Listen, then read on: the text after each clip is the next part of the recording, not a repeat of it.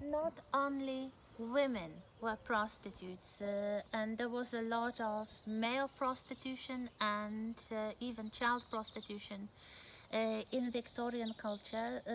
So let's first talk about the men, usually young men and boys who worked as sex workers in the Victorian culture. Of course, homosexuality has been present in culture as long as as humanity. This is part of the human sexual spectrum, and of course there were uh, gays and lesbians and all kinds of sexual orientations in Victorian culture, but they were never considered normal. That's the point.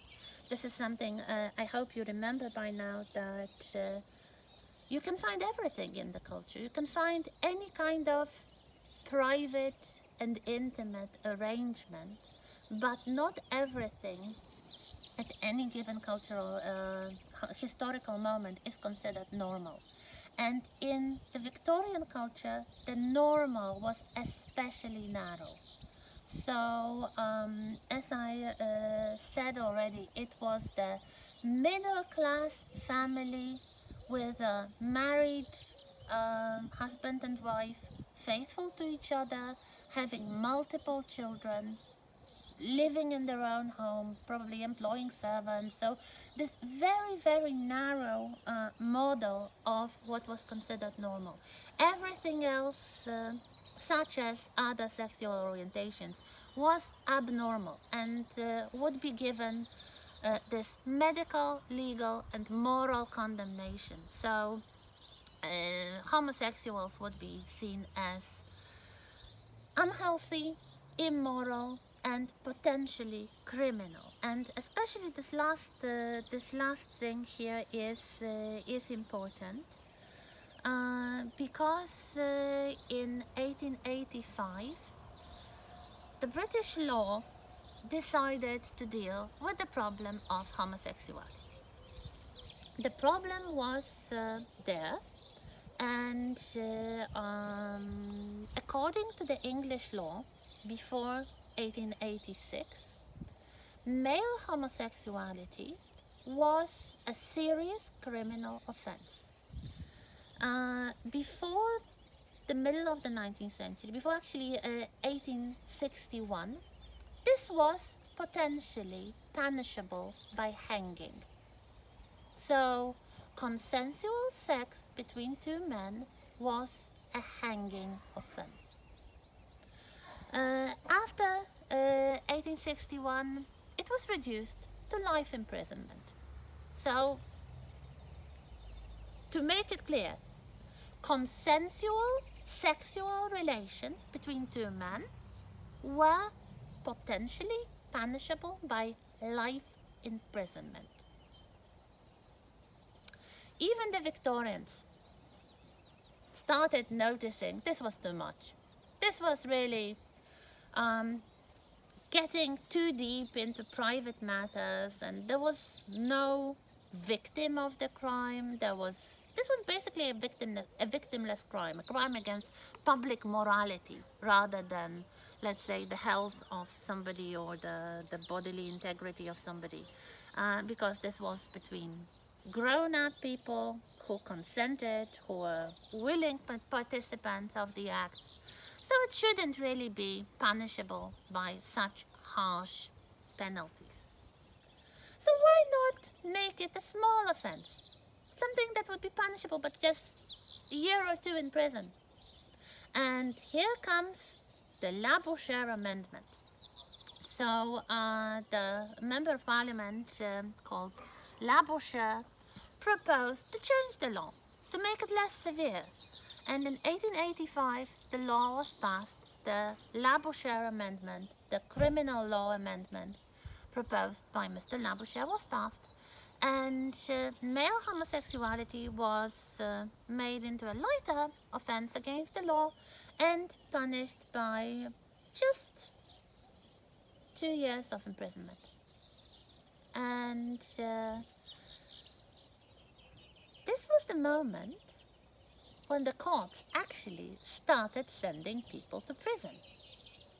Because in the Victorian culture, nobody got hanged for homosexuality. And nobody really got sent to prison for life. But 2 years? Yes, of course, for the sake of public morality. And you may remember the very famous case, sad case of Oscar Wilde, who was put to court and who was tried for sodomy, as homosexuality was called in the Victorian law. He was found guilty. We are talking about 1895, and he was sent to prison for a relatively short time, but it completely broke his spirit. So he was released from prison, but after 2 years, but he never regained his health. He never regained his mental health as well. So he was completely broken, and he died just a few years later. So that was really the problem, and this is probably the most drastic case when making the law less severe caused much more suffering and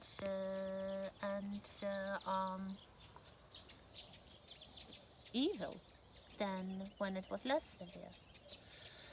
Speaking of homosexuality, it was, I would say, probably as widespread in Victorian society as in any other society. There are some probably quite proven cases that there were homosexuals in the highest echelons of the society, including the royal family. One of Victoria's sons-in-law, so the husband of one of Victoria's daughter, was gay.